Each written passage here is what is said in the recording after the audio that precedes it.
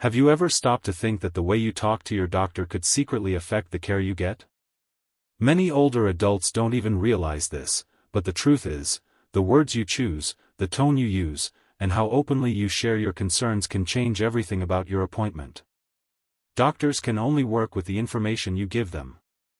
If it's incomplete, unclear, or too soft, even the best doctor can miss something important.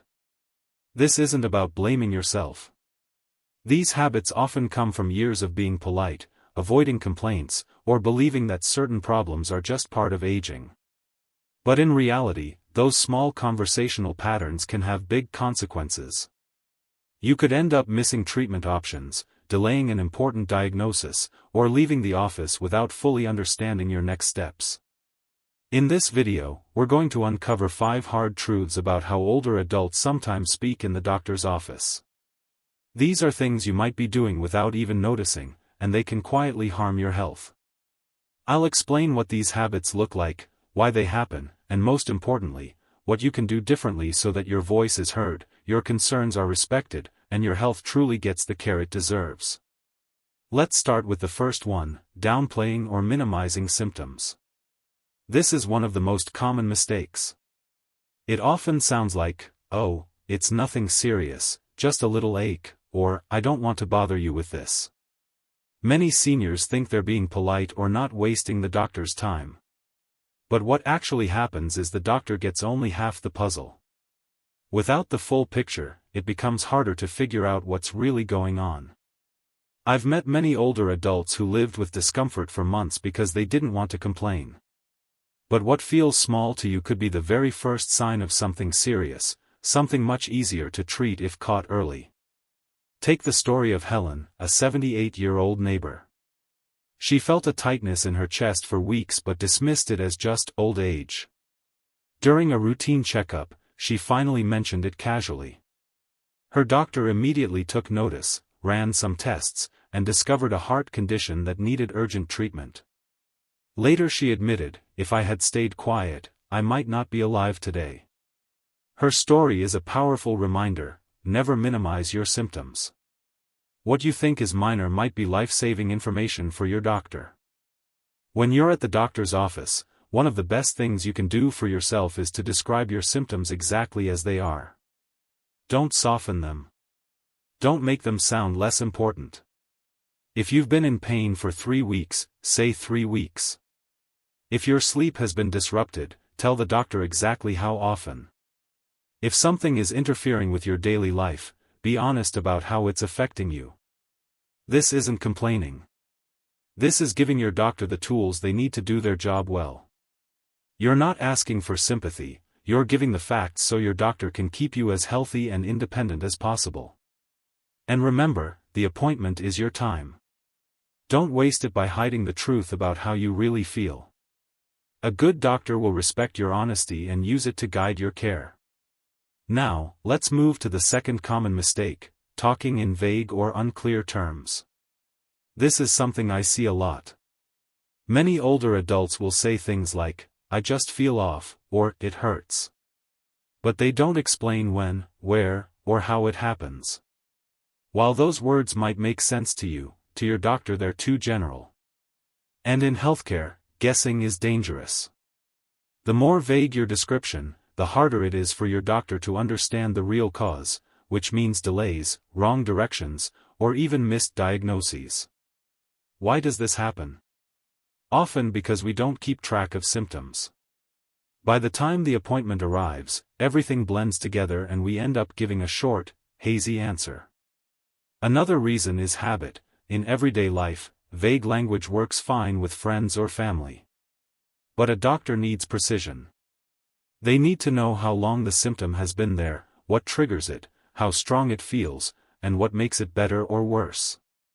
Without those details, they're left trying to guess between the lines. I think of Robert, an 81-year-old friend. He once told his doctor, "I've been feeling weak lately." That's all he said. Because he couldn't recall whether the weakness came in the morning or evening, if it was worse after walking, or if other symptoms were present, the doctor didn't have enough information.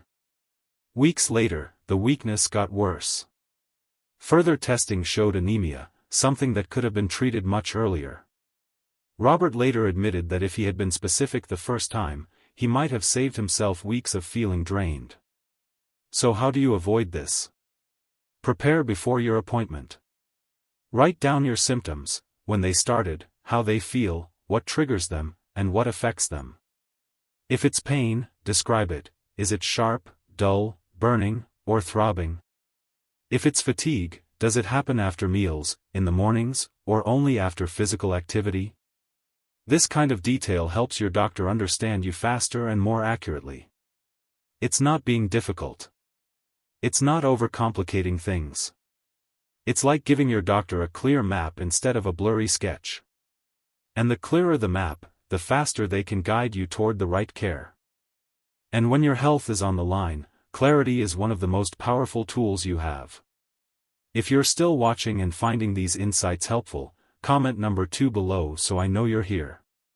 And if you haven't subscribed yet, make sure you hit that subscribe button and turn on the bell icon, so you don't miss any of our upcoming videos. Your support truly helps us keep creating valuable content to inform and inspire you. Now let's move forward to the third mistake, not bringing a written list of concerns. This is one of the biggest missed opportunities one sees at doctor's appointments. Many older adults walk in thinking, I'll remember everything once I'm there. But once you're sitting in that room, it's very easy to forget half of what was on your mind. Maybe you get caught up in discussing one main issue, or the doctor's questions steer the conversation in a different direction. Before you know it, the appointment is over, and on the way home, you suddenly remember 2 or 3 important concerns you never even mentioned. This doesn't mean you're forgetful. It happens to everyone, especially when appointments feel rushed. But the truth is, without a written list, you leave your health to chance. Doctors aren't mind readers. If you don't bring something up, they won't know it's a problem. I've seen many friends leave the doctor's office still worrying about the very same issues they had going in, simply because they forgot to mention them. I'll never forget my friend Margaret. She went in to talk about her blood pressure medication. But she also had trouble sleeping and occasional dizziness. By the time the visit was over, she had only discussed her medication. Weeks later, the dizziness got worse, and it turned out to be directly related to her blood pressure. If both concerns had been discussed together, her doctor could have connected the dots much sooner.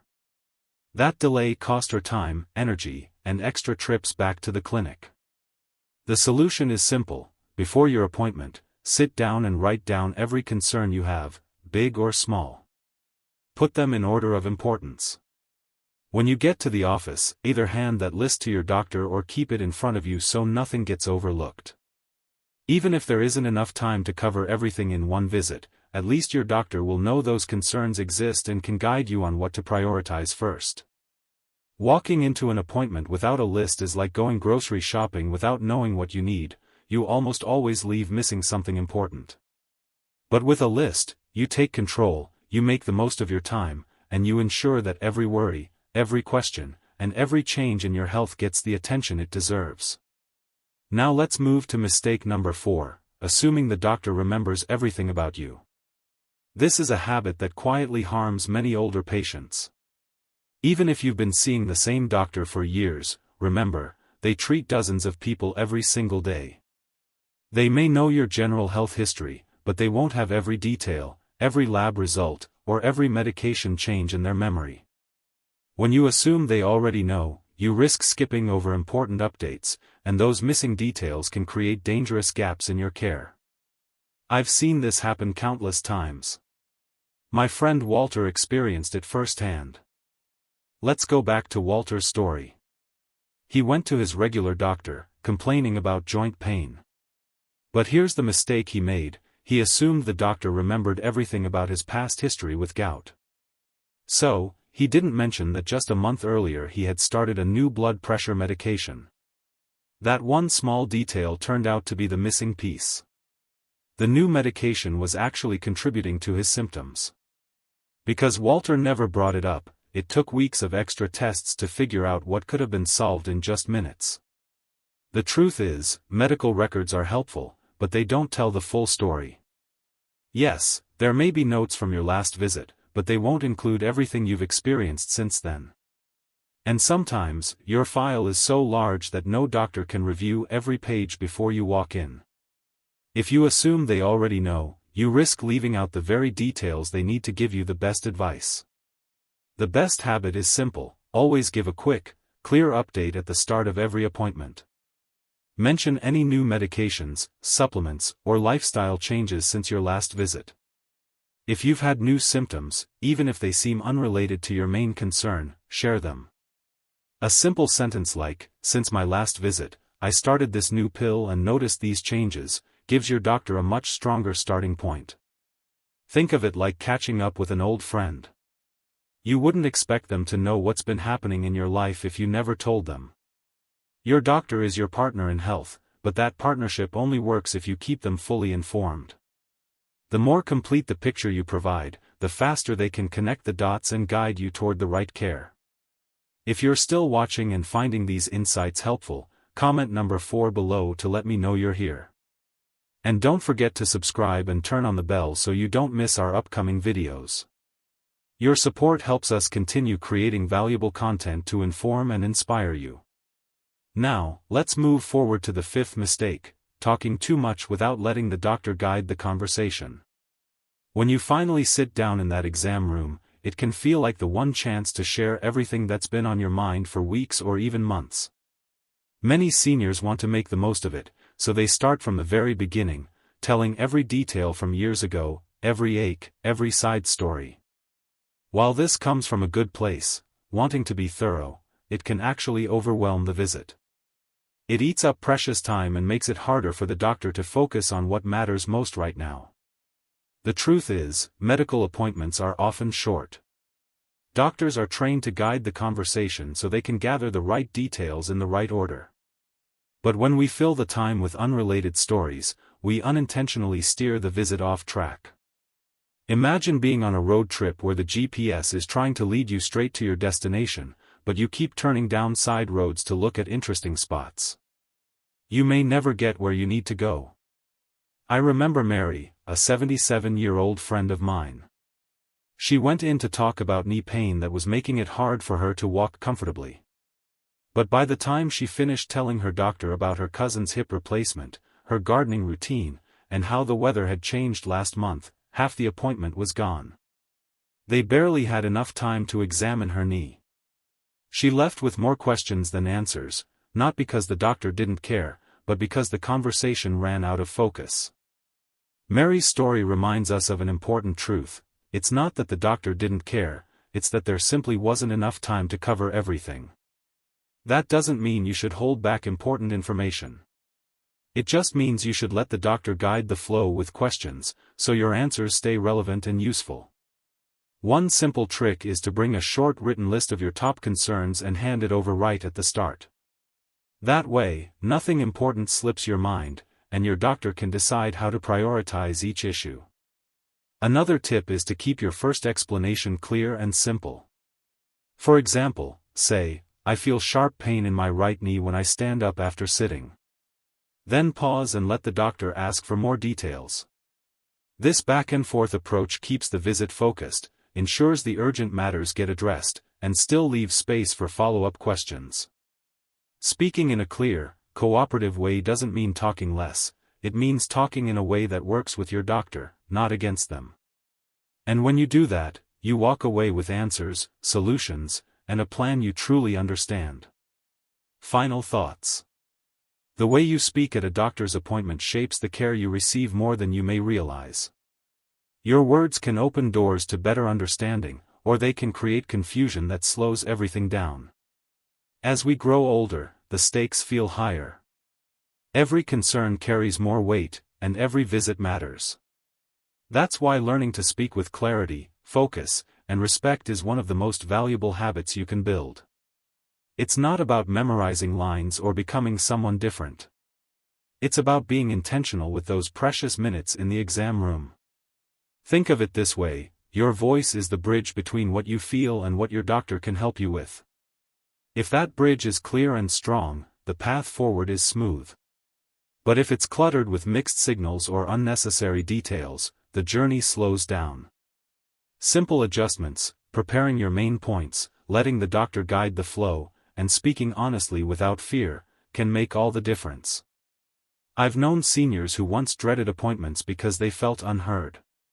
But I've also seen those same people transform their experiences by changing the way they spoke. Suddenly, they walked out feeling understood, respected, and confident about their care. So the next time you sit across from your doctor, remember, you're not just a patient, you're a partner in your own health. Your words, your tone, and your willingness to work together are powerful tools. Use them wisely, and you'll leave with more than just instructions. You'll leave with trust, understanding, and hope for better days ahead. Thank you for spending this time with us today. We'd love to hear from you. Share in the comments one thing you learned and how you plan to use it in your life. Your feedback inspires us and motivates us to keep creating content that helps and uplifts.